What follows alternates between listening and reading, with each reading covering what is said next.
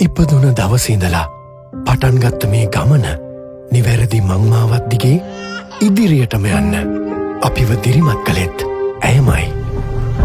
මොන බාධක කම්කටුළු ඉදිරියට ආවත් නොසැලී ඒ අභියෝගවලට මුහුණ දෙන්න අපිට ශක්තියක් වුණෙත් ඇයමයි. සතර කොනම ජයාරගෙන අපේ බලාපොරොත්තු සියල්ලම සඵල වූ විට කොනක ඉඳලා උතුරායන ආදරයෙන් සතුටු වුණෙත් ඇයමයි.